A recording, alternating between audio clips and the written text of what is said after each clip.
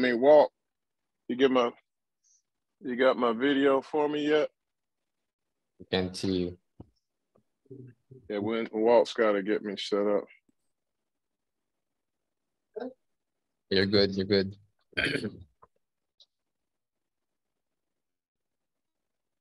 Golly, I can't see anything. We good now? You haven't turned your video on yet, Mike. I can't see you. Okay, hold on. There you There go. we go. We good now? Yes, sir. Can you see me? Yes, sir. All right. All right. You can turn yours off. Man.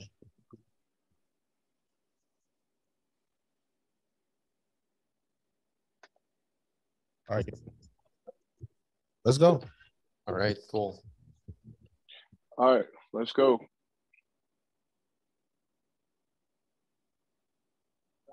Music's playing. Go. Welcome to another episode from Broke to Millions. I'm your host, Mike Ely, and today I'm traveling down to Homecoming, Tuskegee University, man. So, but here, this is a show to help you to go from broke to millions, whether you're a novice or sophisticated, whether you got skills or no skills, accredited or non-accredited. We will share with you my ups and downs, whatever real estate issues you may have. You can utilize it to turn it all the way around. Because here at Nassau Investments, we are the #1 real estate solutions, giving real solutions. All right, so let's give it up for my man, Walt Potty the Pipe Piper. What's up, Walt? I can't hear y'all, man. And all the way, the Asian persuasion, my man, Wendell the Gooseman.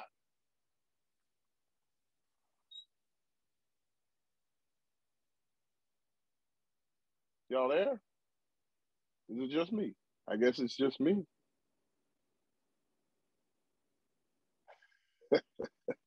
Unmute. Let's see who's muted here. Let's see here.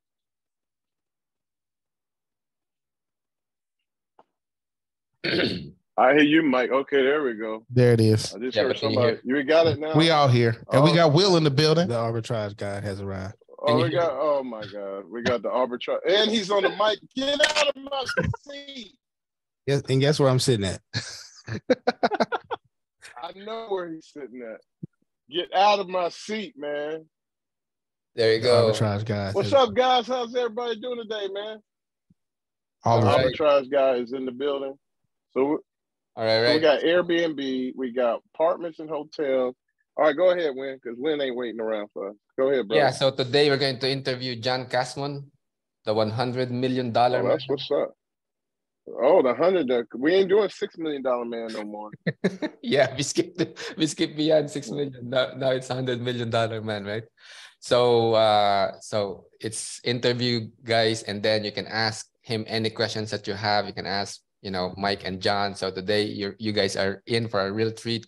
And then at the end of the show, it's all about mindset, because you can learn all of these techniques, right? But if you don't believe that you can do these things, it doesn't matter, even if we show them all the techniques. But if you don't believe that you can do it, then nothing happens, right? So mindset is very important. Like the way you look at deals, the way you look at big deals actually matter a lot. And Mike will talk to you guys about that at the very end of the show. And today the show is sponsored by From Broke to Millions, from broketomillions.com. There we go. At the end of the show, if you guys can say, like, in the chat where you're from, we will choose one of you to get this book, From Broke to Millions. All right. So with that, let's jump. Hey, we ain't waiting till the end of the show, man. They should be telling us where they're from right now, man. Yeah, exactly. Everybody that's where you're from. And at the end Facebook. of the show, we will choose a winner. That's what I mean. So there you go. Cool. Is John Casmon here? Tasha Wilson, huh?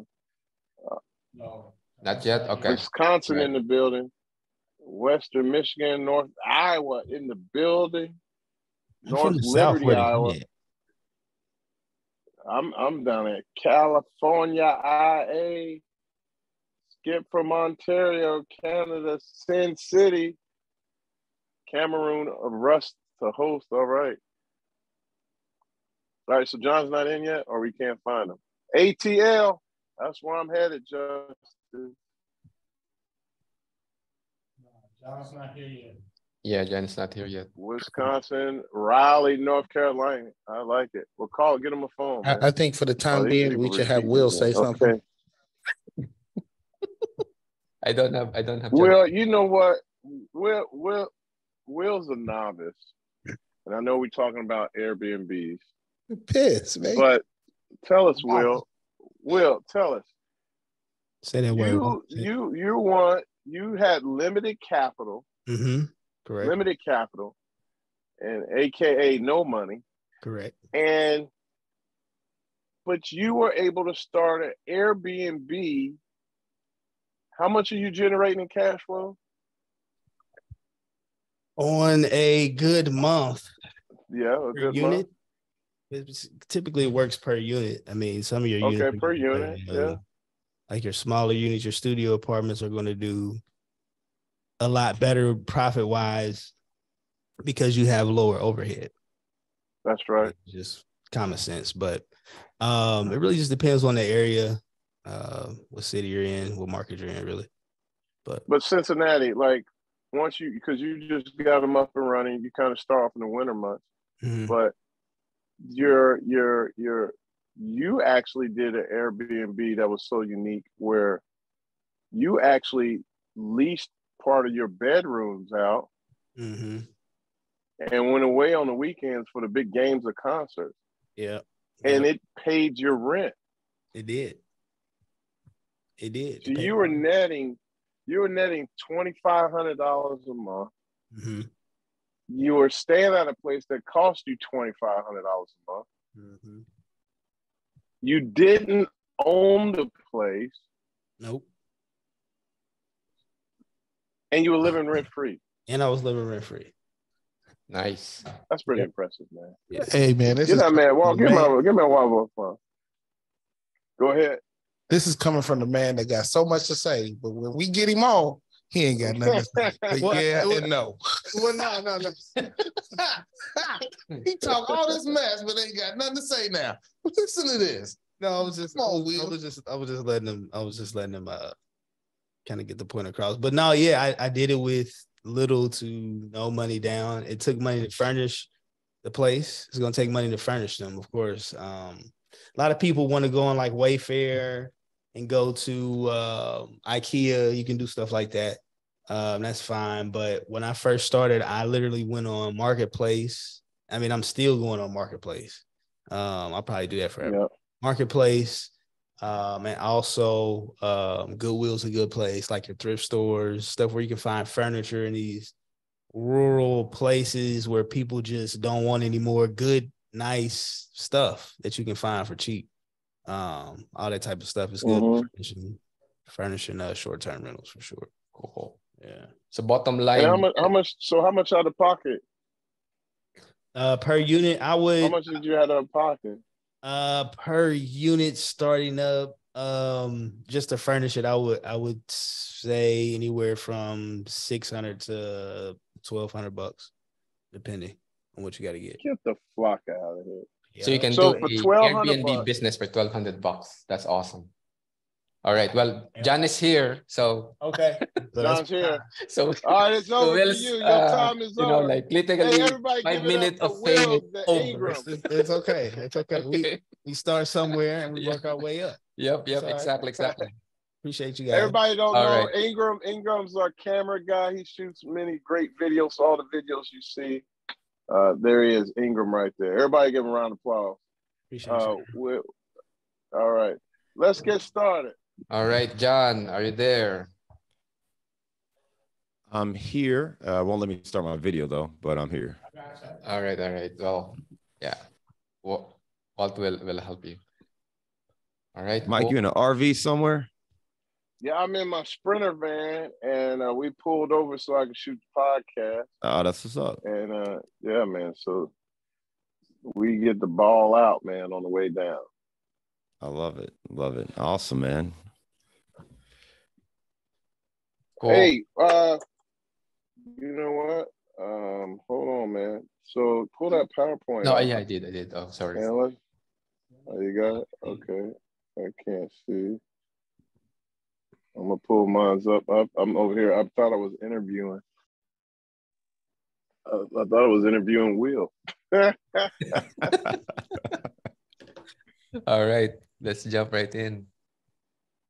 All right. So everybody, give it up for our guest, Mr. John Cashman. What's up, brother? Hey, what's going on, Mike? It's great to be here and excited to chat a little bit today. Yeah, I would too, man. Hey, can you pull my notes up here? Oh, there it is, man. I mean, y'all got to deal with me. I apologize. I'm in my vehicle here today. So, John, man, tell us a little bit about yourself, man. You were working in corporate America. You got into real estate, and then you left the safe haven of the JLB to go after real estate. And now you've done over $100 million in jobs. You put away the W-2 and you traded it in for a K-1. How did that happen, man? Yeah, man. Yeah. I mean, you pretty much hit it. So, I mean, listen, I spent 15 years in corporate America doing marketing and advertising for big brands. So I worked for General Motors. I worked on campaigns for Nike, Coors Light, Mountain Dew, brands like that. And for me, what really happened is when I was at GM, that was the same time where we ended up going through bankruptcy. So the level of anxiety that I faced during that time was just crazy. And not just me, but all of my colleagues. I was watching my seniors leaderships on CNN, Fox News, your cable news channels, and was going to work in these environments. And what happened really was very few people seemed genuinely happy. And it wasn't just the anxiety of that moment. Even once that passed, it just was a stressful environment. And I remember there was one person named Jack who always seemed happy. So in this world where everybody's kind of sad and just trying to get through it, Jack was always smiling ear to ear. And Jack had some real estate. So Jack was kind of independently wealthy from his real estate deals. And I was like, you know what? I want some of what Jack got. So I didn't know how to invest in real estate, but I started reading books and started to wrap my head around it. And it took some time. It took about another 2-3 years before I actually did something with it. But I moved to Chicago, went to an agency, and then slowly started building up my portfolio. Now, this agency, what was this related to real estate or advertising? No, this is all advertising. So I went from being on the client side in marketing and advertising to working at an advertising agency where we came up with campaigns and creative for different brands. But while I was doing that, that's when I house hacked. So we found a property, bought it, lived in one unit, rented out the other. I did really well there. In fact, we created enough value where I could get a line of credit for over 6 figures. So that was the moment to me. It was like, oh, I made what I make in a year by just buying a property and being able to house hack it. So at that moment, it's like, wait a minute, this is more than I make in my annual salary. And I created that kind of value. So for me, that was the moment. It was like, okay, I need to be doing way more of this. And at some point transitioning from that. So that's when it kicked in. And that's when I bought the 3-unit. I bought an 8-unit building. I started trying to flip some houses. That didn't go as well, but I tried to flip some houses. And that's when eventually I figured out, you know what, you got to be able to raise money, because I was using all of my own money and I was limited by what I had in my bank account. So if I couldn't go create money or save it fast enough, well, I was limited. So that's why I really needed to be able to expand beyond that. Now, when you did this, were you married and you had these wonderful kids right here, man? So I was married when we started. My wife and I were in lockstep with the plan. So it was something where we both understood. We're both savers. So even when we weren't making much money, we had a budget of what we could spend. We would budget our vacations. You know what I mean? So like we were pretty thrifty and savvy. And the house hacking helped tremendously too, because we basically had our rent paid for by the other tenant. They was paying for the mortgage. So we were able to save from that. So it helped that, this was working, and obviously we were creating equity as well. We bought the 3-unit, and I had my second kid the next month. We bought the 8 Oh, unit, wow. and we had my first kid that the next month, and we bought the 8 unit. And I think I just had my second kid when we bought the 8 unit. So part of it was also like trying to just replenish the money, because I'm like, all right, these kids are expensive, and we have to find a way to take care of this. So that helps tremendously too, having the real estate. Now, so at what point you said, you know what, I'm going all in? Because next thing you know, you left the windy city of Chi, and you in Cincinnati. Like, Yeah, man. what made you to finally say, you know what, this is it?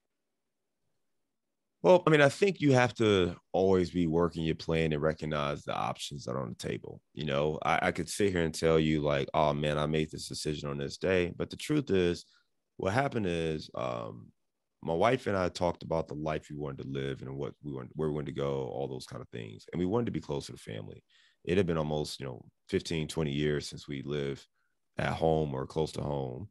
And Oh, wow. with the boys, we were at a point where we wanted to be closer to their cousins, their grandparents, and all of that. So we made the decision to Right. move back to Ohio in 2019. At that same Mhm. time, and all this was very strategic, because I knew that if I wanted to stay in doing what I was doing, I had to live in one of those major cities.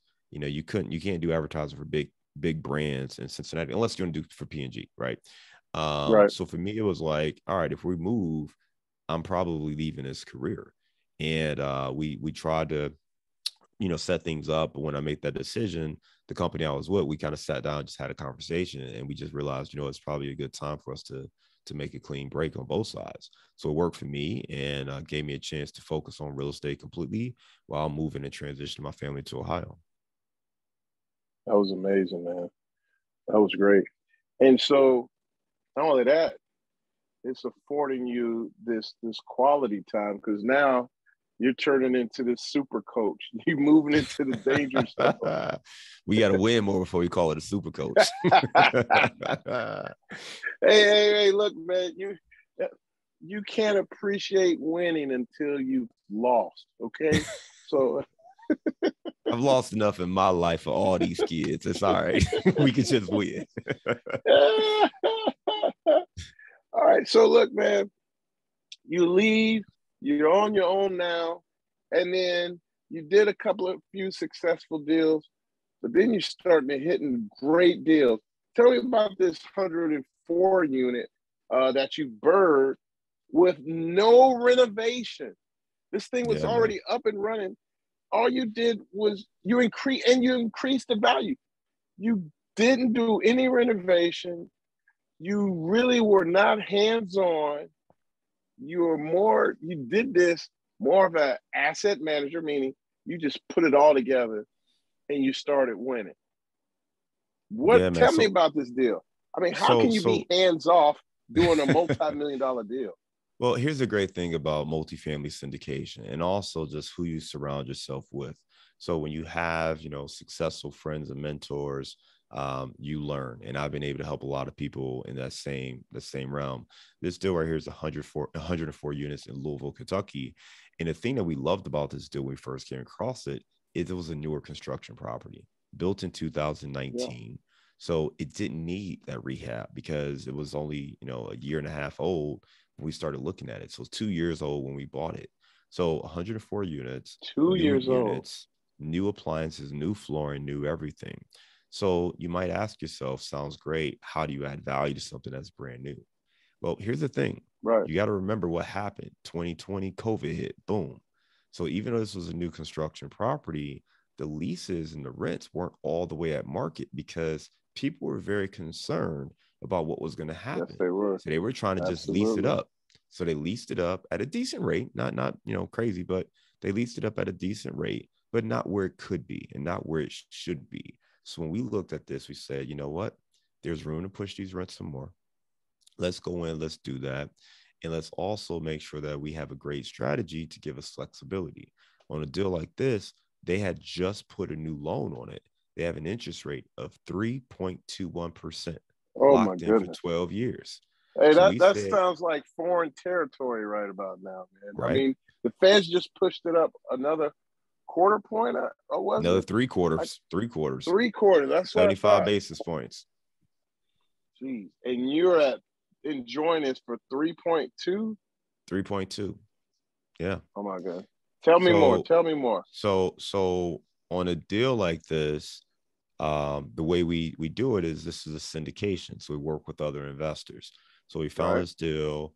We figured out what we can do to it when we underwrote it and had our business plan. And we brought the deal to investors. We raised around $4.5 million for this deal. And now the way we're increasing the value is, again, we're driving rents because we felt like rents were below market to start. We also are finding little touches where we can add more value. So we're actually putting in a backsplash in the kitchen. And that's actually getting great reviews to the point we're actually getting a really nice rent premium just for putting in a backsplash. So that's working really well. Yeah. Because it's a newer unit, and you have to ask yourself, well, it's a B class property, but it's almost like B plus when it comes to finishes. Right. Like something as small as a backsplash helps to set it apart, especially in pictures. Think about it. In a world where the last couple of years in particular, people aren't showing up to the properties without, and this has been true for a while, but I'm going to look at the pictures before I get in my car and drive over to look at a property, right, or make an appointment to see it. So something like a backsplash makes that kitchen pop a little bit more. So little things like that, I think, make a pretty big impact, and we're seeing it with our NOI and the numbers there. Hey, John, let's get down. How much did you increase the rent, and then did the tenants I was about to ask the question if you let me do my job. If you let me do my job, I'll ask the damn question, okay? All right, man. So on the rents when we came in were about $985, between $935 and $985. We are pushing them right now between $1,100 and $1,200. 1,100 minus, let's say, 950.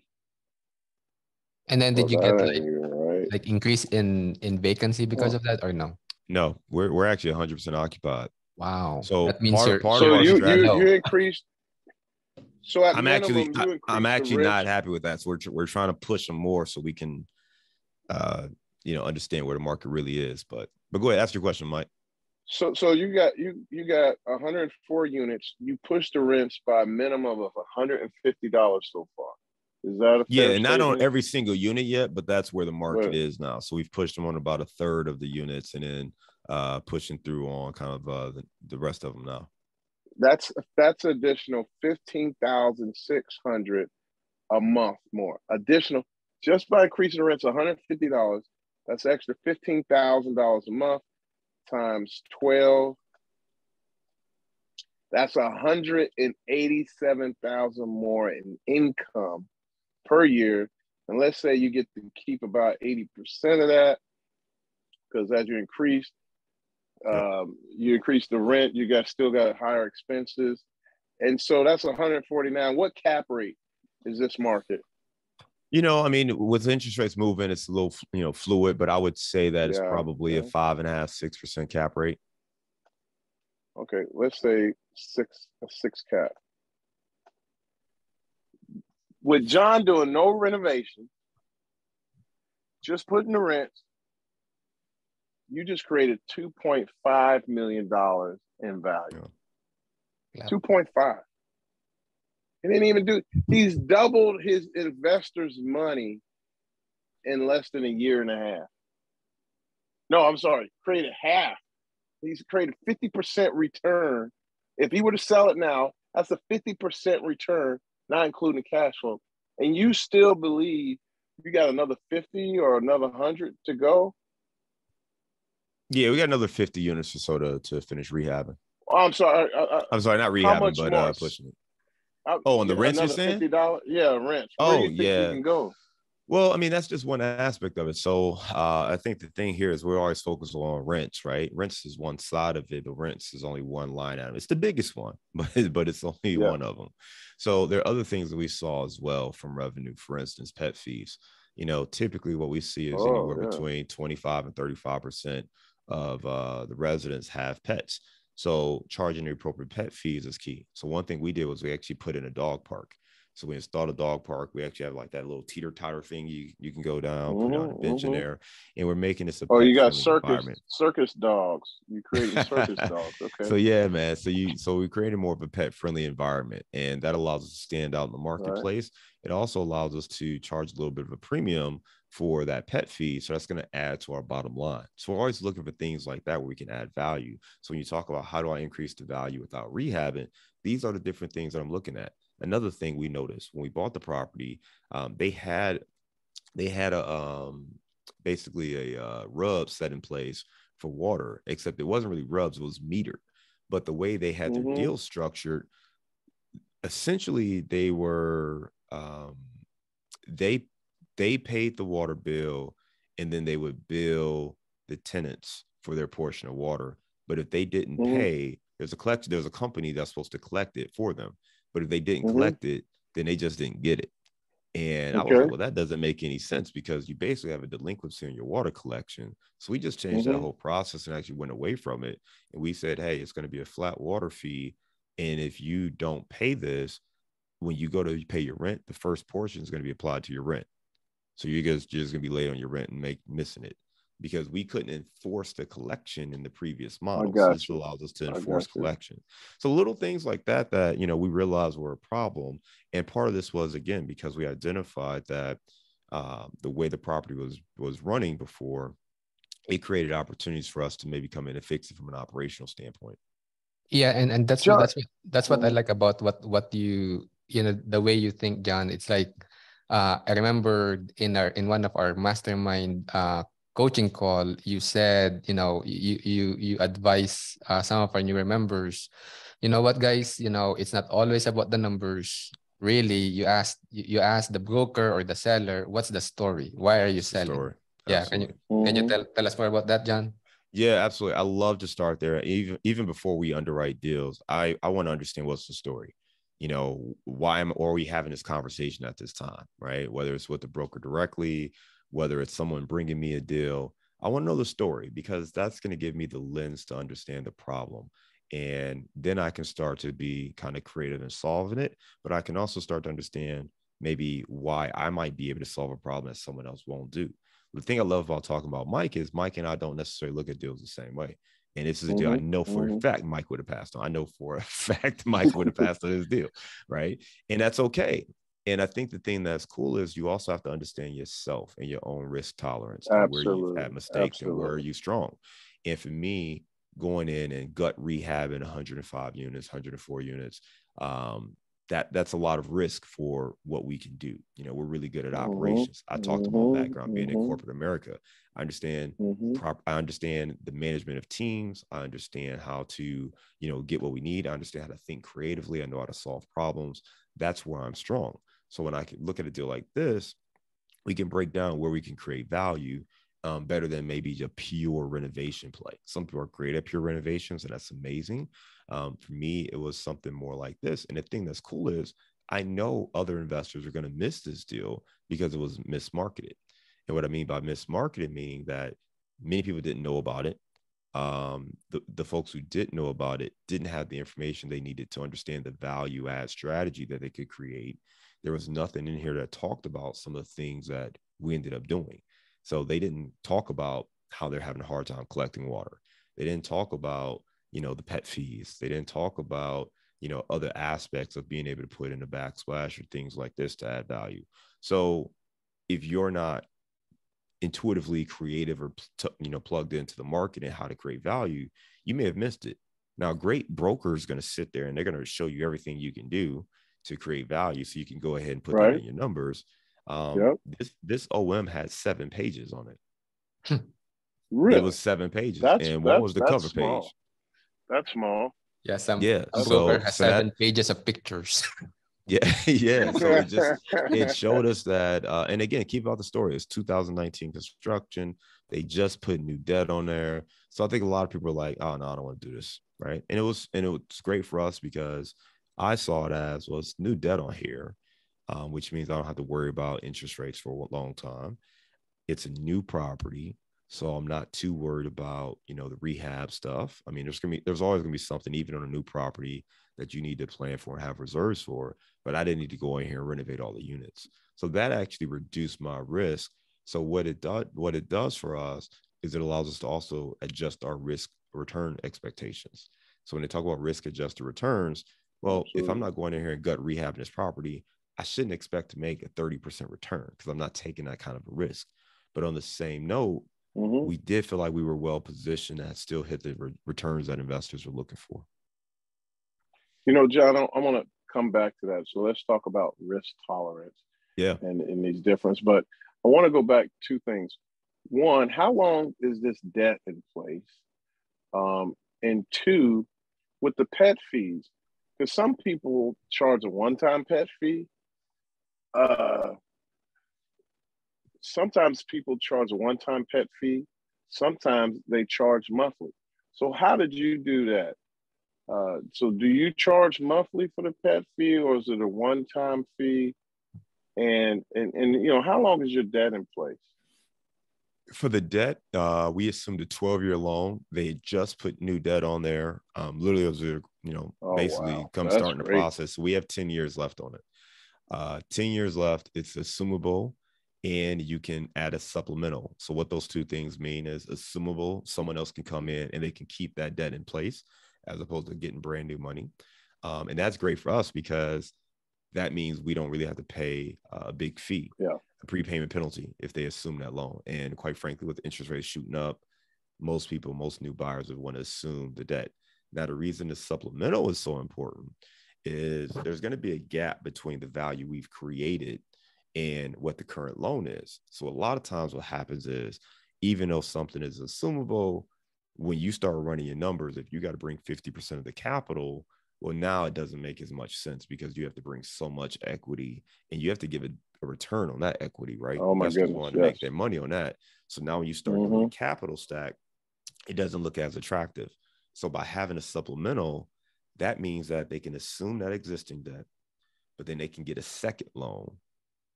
And now they can still only bring 20, 25, 30%, whatever that number is. Absolutely. That second loan, yes, is going to be at the higher interest rate, but they don't have to pay, return. They don't have to give up any equity. So that's still attractive. And then they still have that initial loan in place for at least half of it, if not a large chunk of it, which is at that 3.2% interest rate. So this capital stack becomes very, very attractive on that. And like I said, we got 10 years. Even for us, we just decided to do nothing but hold it for a decade. We can do that. And that's what I love, is that I can hold this thing until 2032 and still be paying 3.2% interest rate on this deal. On the pet fees, you can do it either way. I think it comes down to what is common in the market. Some places, a one-time move-in fee makes sense. Sometimes, doing it on a monthly makes sense. What I would say is it's the best thing is to do it as a monthly fee, because if that person renews and they stay there 2-3 years, you're getting it every month. If that person moves in one time and they stay there 2-3 years, well, you only got that fee that first time, even if it's a higher number, like $400 or something like that. So the best thing for your bottom line is to do it as a monthly fee. The thing I advise against doing is taking it as a pet deposit. And the reason I advise against taking it as a pet deposit is, one, you have to give that money back. It doesn't count as revenue. It doesn't go towards the bottom line. And the reality is that if there is any damage to the unit, that deposit is probably not going to be enough to cover it. And you want to have other measures in place anyway to kind of get whole there. So I would take it as either a fee or pet rent before I take it as just a pet deposit. And again, you can feel differently. I'm just saying that's my logic behind it. No, I like the pet rent. I mean, that's more rent. Like we talked about $150 that you did the increase, and you still got another $50 coming. But then you just added that pet fee. I mean, overall, you increased your rent by $225, or at least you will be there shortly. I mean, just with this $25 pet fee, that's another $500,000 in added value. Simple things. And you didn't do a lot of heavy lifting.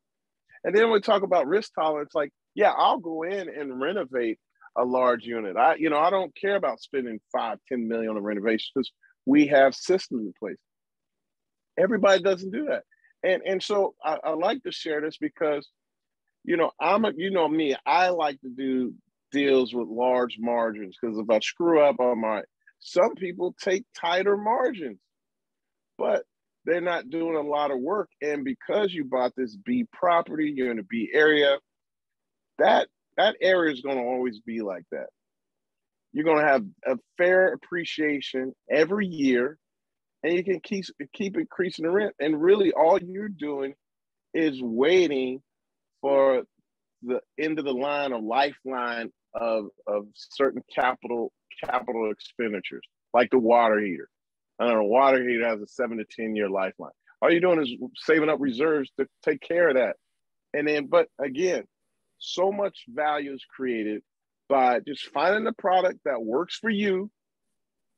You don't have to do what everybody else. Do what makes you comfortable, that you feel you can manage. Push the rent, and then the rest is history.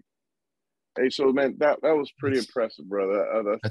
That's awesome, John. So, John, I have a question on raising capital for this deal. How easy or hard is it to raise capital for a deal like this, where at first glance, like there's not much value add, but I mean, within your business plan, there is actually a lot of value add. It's just that not the typical renovate it and increase the rent by $200-$300, but it's more like, improving the operations plus increasing the rent to market. So tell us more about. Yeah, I would say, listen, I think for some reason there's this belief in a lot of, I don't really like saying gurus, but I do think in this case it's acceptable. I think a lot of gurus have misled people to believe that it is easy to raise money for deals. It is not easy to raise capital for deals. It takes a lot of work and preparation and communication and education to make that happen. And the reason I say it is I don't think it respects the amount of work and effort it takes to be successful if you're putting a deal out there. It's not a matter of find a good deal, blast it out to a handful of people, and the money pours in. So to answer your question, there are a couple different components to it. One, we spend a lot of time doing things like this, hosting our podcast, hosting events, connecting with potential investors to educate them about what we do, how we do it, and how they benefit from what we do. So there's a lot of prep work that goes into it. When it comes to the actual deal, yes, we had some pushback, but you have to understand the same things that made other people not jump on this deal. Those are going to be some of the same things that investors are going to have some hesitation on. So what we have to do is we have to educate and tell our story. Here's what we like. Here's what we see in the deal. Here's what we want to do with it. Now we have to have the data and the information to back it up. If I'm telling you, I think I can push rents $100 or $150, I better be able to show you something. And a lot of people, I even had partners of ours who looked at it and said, hey, I think you're being aggressive on the rents. I said, I completely disagree. Why? Well, they were looking at B-class properties in the submarket. If you go on CoStar and you just pull, or you go anywhere, you just pull B-class properties, they would show that the rents were about $900, $915. So the owner felt like his rents were really good. And don't get me wrong, I think for what he did, I think he was right. What we did, though, is I looked at real comps meaning newer built B-class properties in the area. And there were only a couple, but I looked at what they were getting, and they were getting that $150, $175 rent premium. So I actually said, hey, if we can get close to where they're at, don't need a whole lot of new finishes. I felt like their units were slightly better than ours, but I felt like we could get close to where they were. So we went just under kind of where they were with their renovation or with their rent projections. And I drove that unit. I toured that property. I went to see what amenities they had. And that's what helped me understand what we need to do to this property. So you have to have a real vision. That's why I go back to understanding the story. Because if you just want to pull data and pull numbers, no, you would have passed this deal. Right. But if you dig deep enough to truly understand what's happening, to talk to the owner, to understand the offers he's received, why did he put new debt on the property right before trying to list it, to, understand all these different components, now you can understand. So for me, it's a matter of investors are trusting you to know what you're doing. So I have to then basically take all that information and break it down into a concise presentation or webinar and help people understand my vision. And then it's not on me, it's on them. Either you believe in it and you believe you can benefit, or you don't. And I believe that when you look at the returns, yes, the risk adjusted returns are a little bit lighter than maybe what you get in a traditional value add. But I also think that given where the property was in the sense of like the finishes and just kind of the state of it, I think for us, it was like, I'd rather take a little lower projected return on a deal that has less risk than either be in a market where sub-market where there's more risk in the sub-market, or there's way more renovation work. And keep in mind, this is at a time when material costs and our supply chain was impacted. It's really difficult to get labor. It's still very difficult to find good labor. So I was growing more and more concerned with not even our technical ability to implement a business or a value add plan, but just like the economic factors of what it takes to do that. If my plumber has, increased his prices by 20%, if lumber costs were shooting up through the roof, I can't control those things. My numbers are great maybe when I underwrote it, but if all of that's changing throughout the next 3 months, 6 months, year, 2 years, it doesn't matter. My underwriting numbers are trash now because the market has actually changed. So by removing that renovation risk, to me, it was worth it. And again, some investors got that and understood it. Other investors just liked us and said, "Hey, man, we just want to do business with you." And some investors, you had to sit down and have a conversation, or maybe it wasn't right for them, and that happens. That's great. I mean, it's Hey, John. Yeah, but go ahead. Go ahead, Wayne. Yeah. No, but I was about to say, like it's all about risk reward, and then the way you look at deals, like as Mike wrote in his book, it's not always about finding good deals, because sometimes you gotta find the good in a deal so that it becomes a deal, right? Yes. So, and I will tell you, and that's so critical right now, because the reality is, especially on larger stuff, you're not finding a great deal. I think so many people I don't know about y'all, how many times, and Mike, we have our mastermind students as well, right? How many times have they underwritten a deal and everything turned out green, numbers work, great, let's go out and buy it? Usually when that happens, somebody made a mistake somewhere, or one of these numbers aren't right. Right. You have to go back, right? So I think if you are expecting to find a deal that was sent to you by a broker or someone else, it's unlikely. So you have two options. You can either understand the deal at a deeper level so that you can find the good in the deal, or you truly have to find something that is, again, mismarketed or mismanaged, where other people aren't even able to see what you're looking at. And that's where you create that deal with that opportunity because of relationships, or you just see something that other folks don't know is coming. Hey, John, look, man, I'm gonna cut through it, man. Like, I didn't think this way before, but I now do, just from experience, because I was one that when people would have of coaches or programs, right, I'm like, man, I ain't doing that. That's a waste of money, right? But as I got older, I believe everyone needs a coach. Everyone needs some educator. I know that you came around some great people, and not only that, two the same people. Because we all kind of started off around the same time. I've been in it a little longer than you, but a lot of these guys, two of your guys went to over $2 billion in real estate holdings. Yep. How important was that to have people like that around you? It was foundational. And I'm going to say it, when I say that, I don't even know if that's underscoring the importance enough, because here's the reality.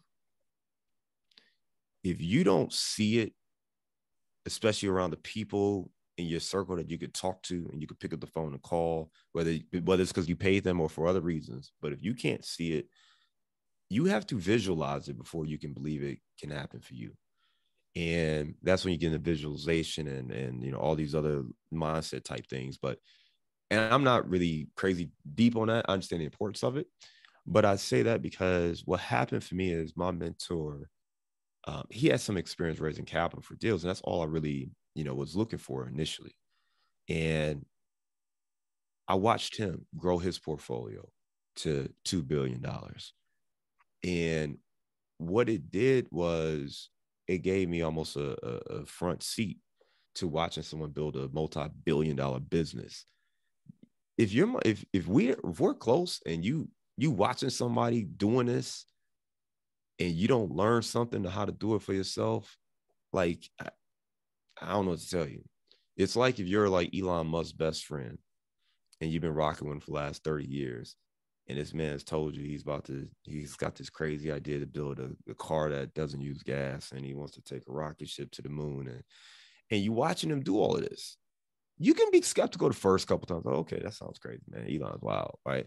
But then you watch him do this, and then you watch him come up with the car. And if he gives you a chance to say, hey, man, I'm about to do this other thing, you want to join me, or do you want to do it for yourself? Or you want to tell you how I'm doing it? Like at a certain point, you're going to be like, yeah, man, yes, please tell me more. So that fear, that trepidation, whatever's holding you back, the shackles, you're looking at it now like, I'm watching my man do it. He's telling me like, there's no secret sauce. It's not something that I don't have in me. It's one thing if he's like, he's a basketball player. He's like, yeah, but you 6'8".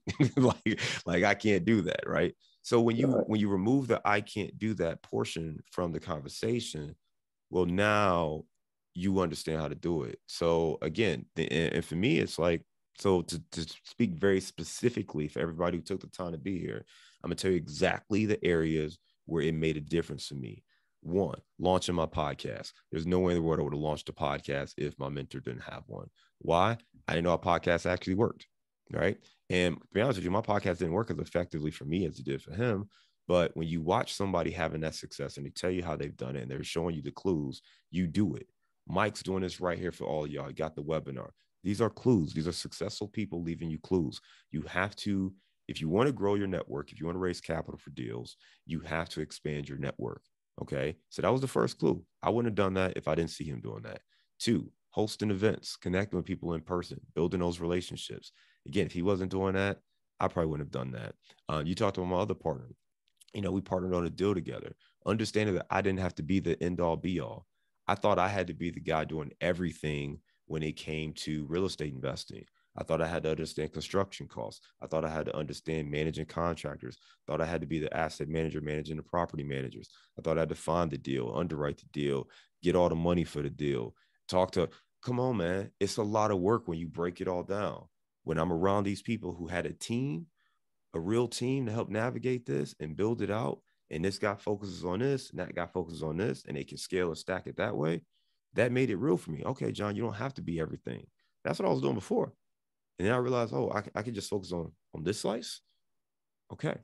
So those things are key. And you need to surround yourself with people who can allow you to elevate your thinking as a business owner, as an entrepreneur.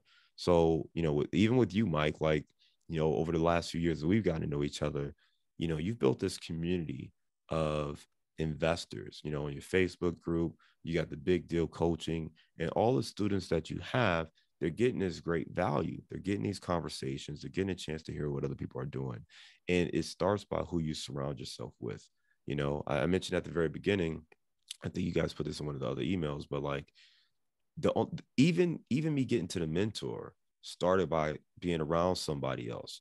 I used to go to these meetups because for me, I didn't know anybody else in real estate.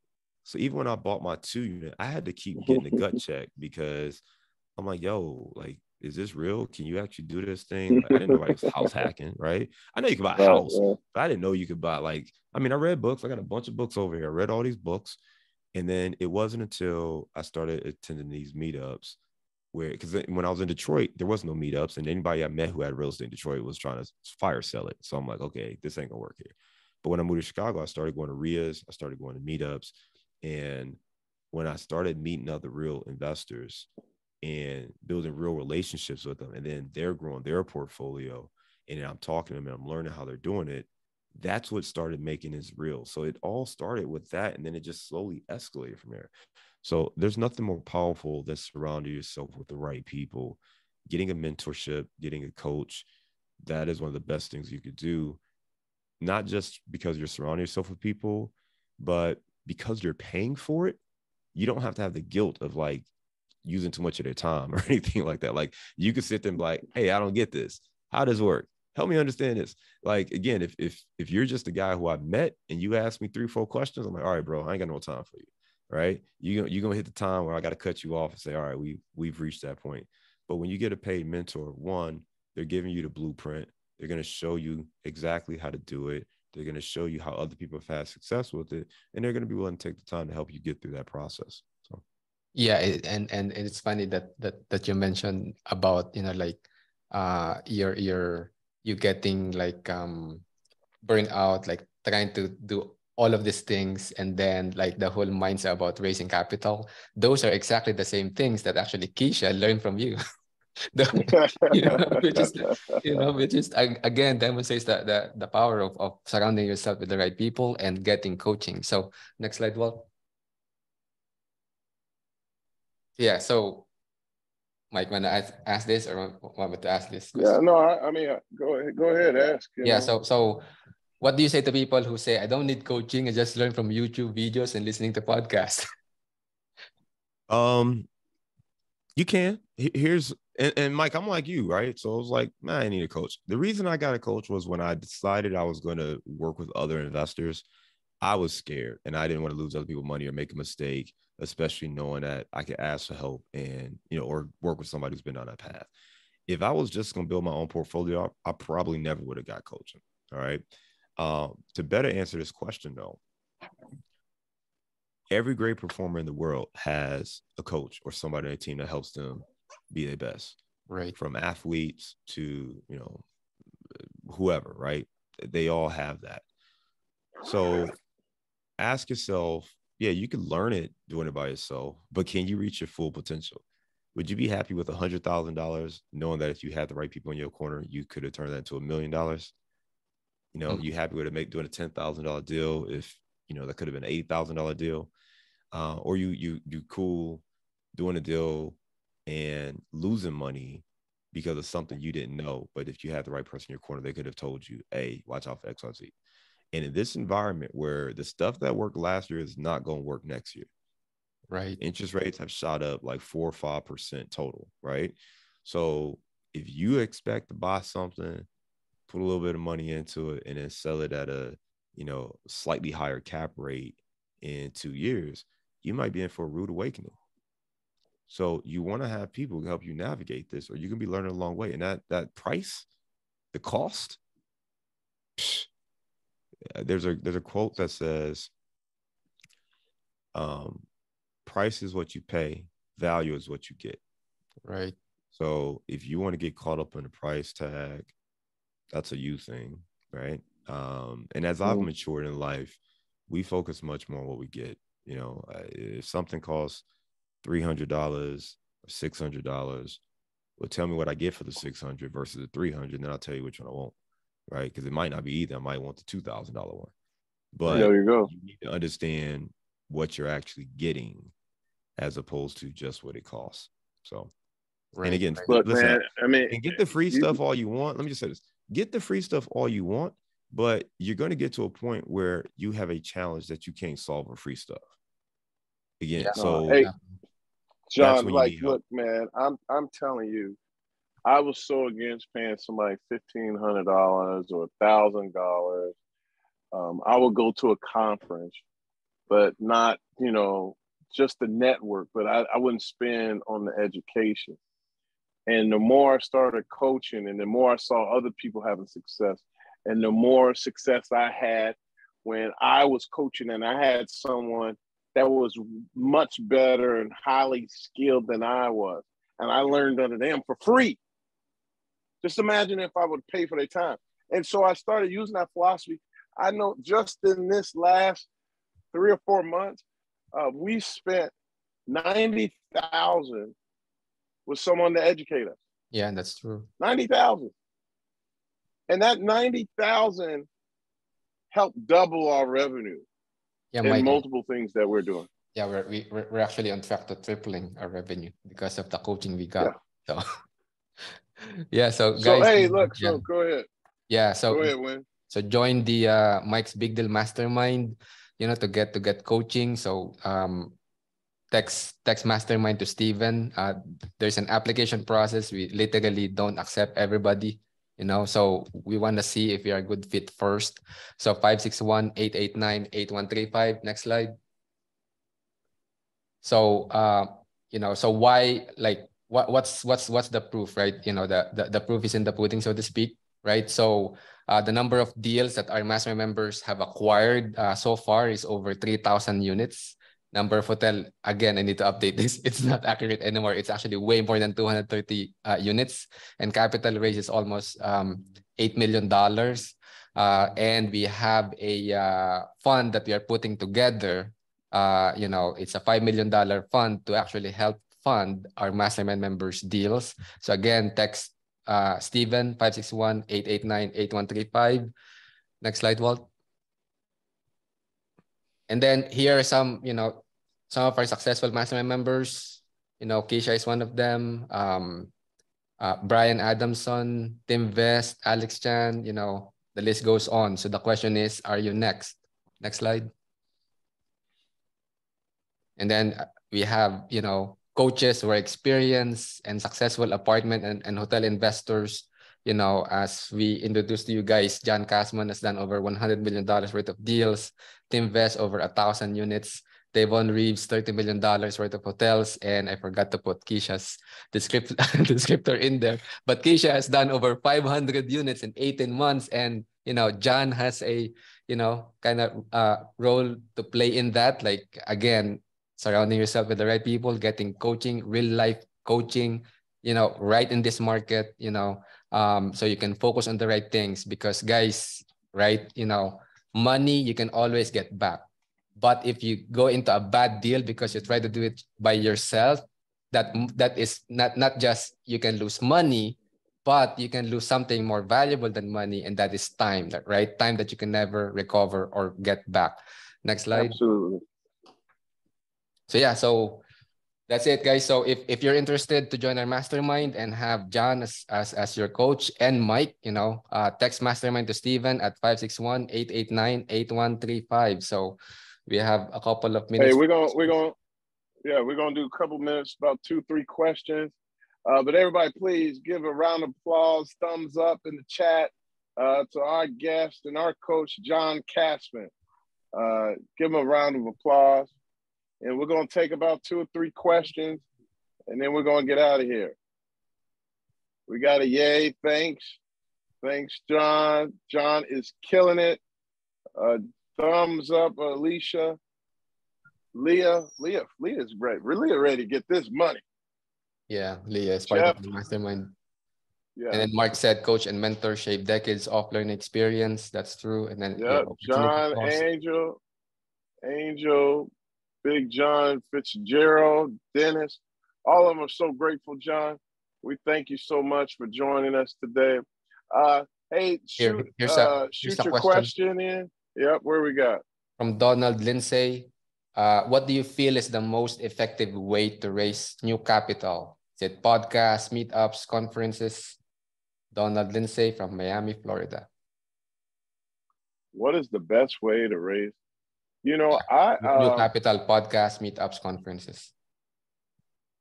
All of them. Yeah. I wish I could.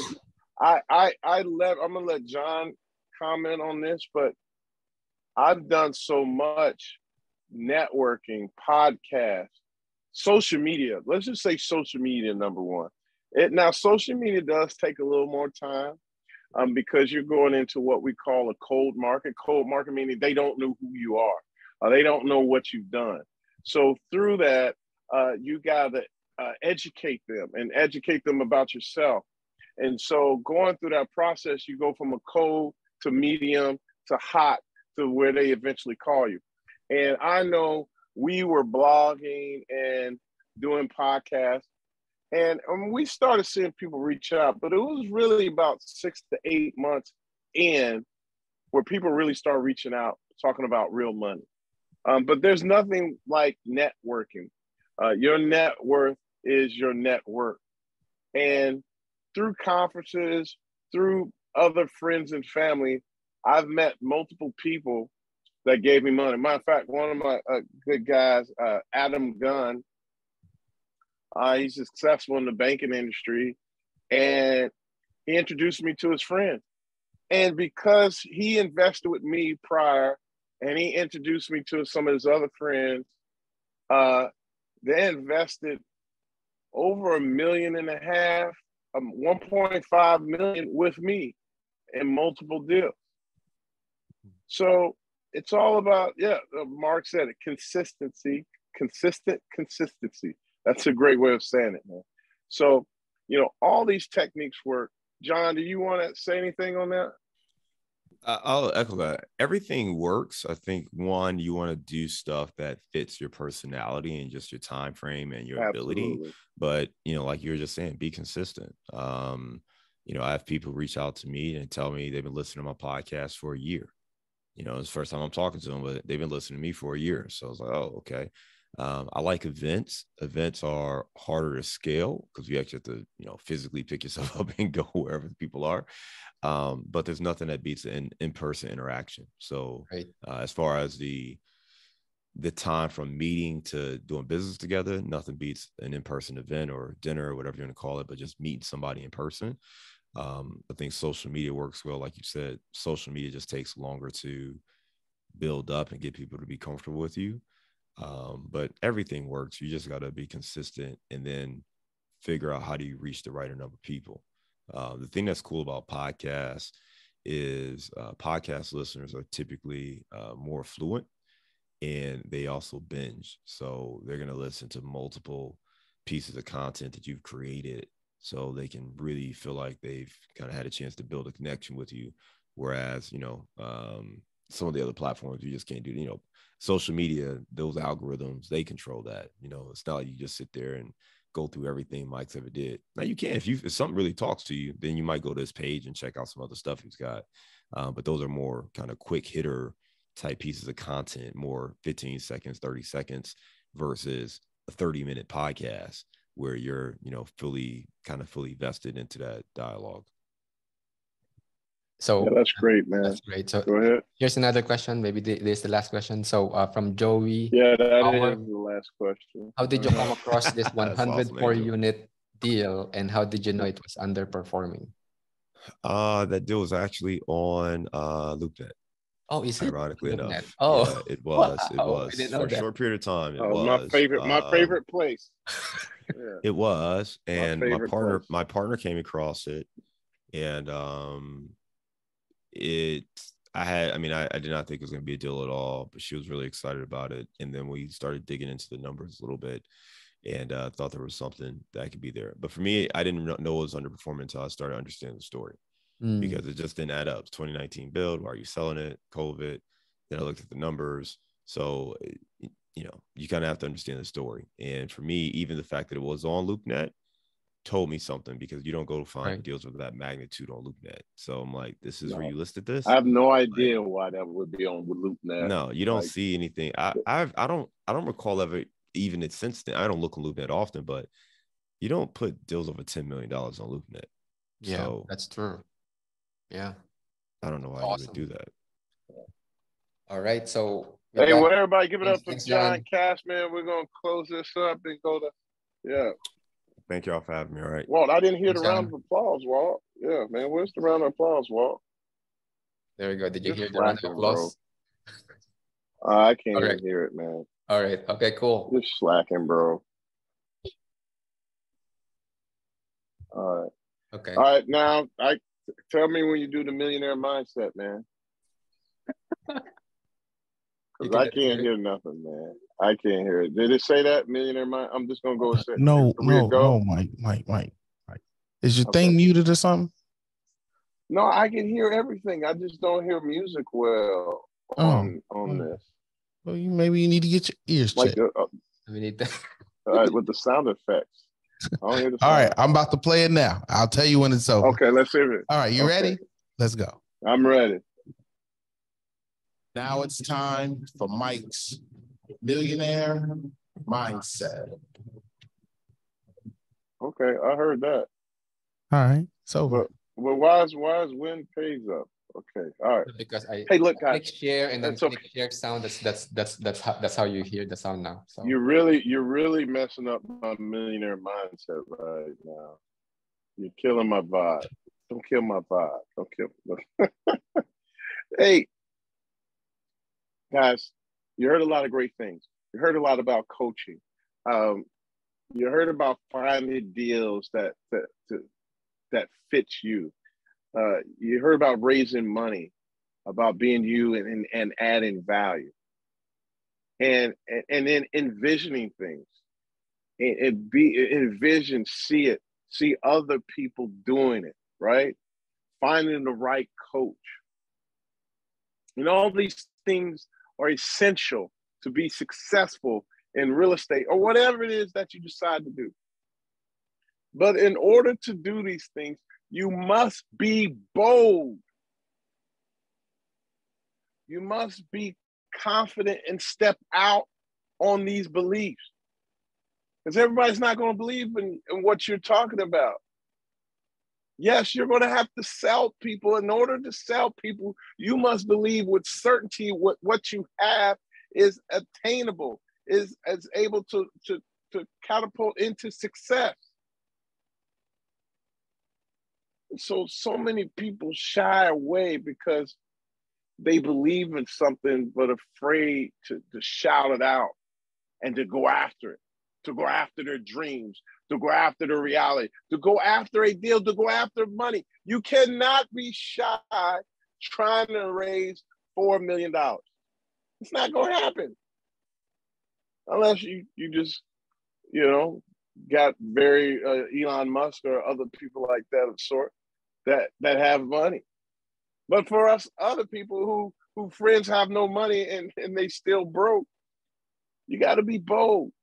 You have to be educated, and you must go after it.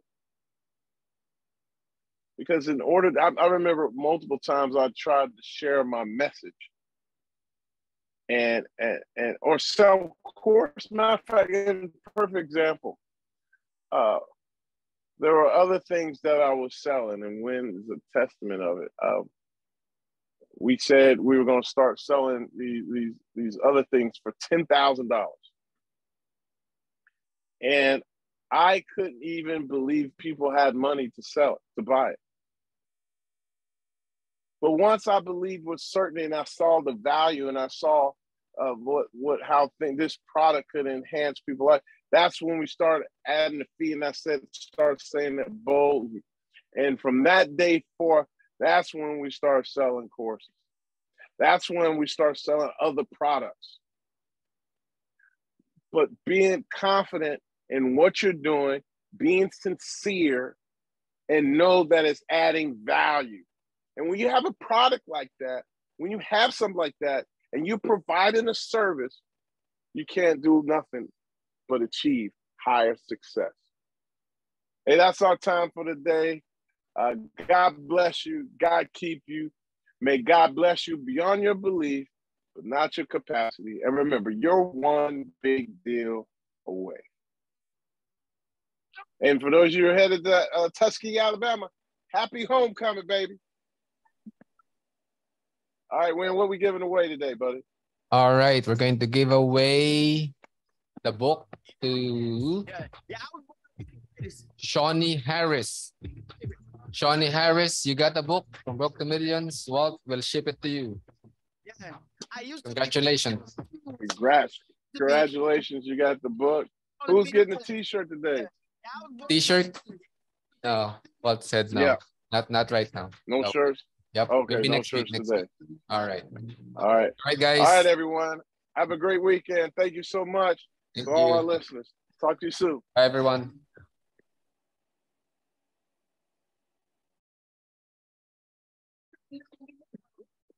Yes, so no wonder he cannot hear the sound.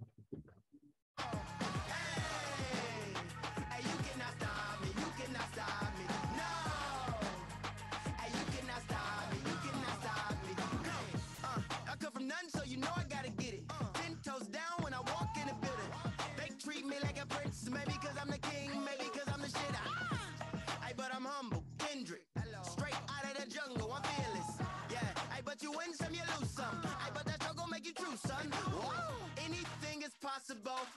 If you don't know it, got to go.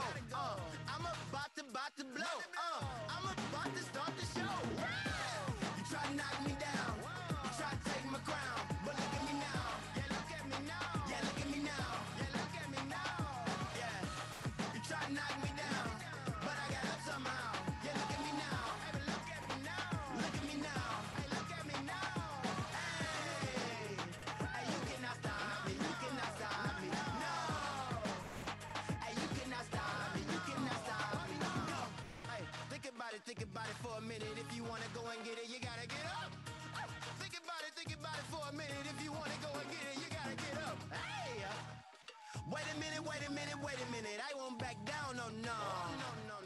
Wait a minute. I stand my ground, no. Wait a minute. I'm stronger now, oh, whoa. Wait a minute. Oh, here we go. You try to knock me down. You try to take my crown. But look at me now. Yeah, look at me now. Yeah, look at me now. Yeah, look at me now. Yeah. You try to knock me down. But I got up somehow. Yeah, look at me now. Yeah, look at me now. Look at me now. Yeah, look at me now. Hey. Hey, you cannot stop me. You cannot stop me. No. Hey, you cannot stop me. You cannot stop me. Hey. Hey, you cannot stop me. You cannot stop me. No. Hey, you cannot stop me. You cannot stop me. Go.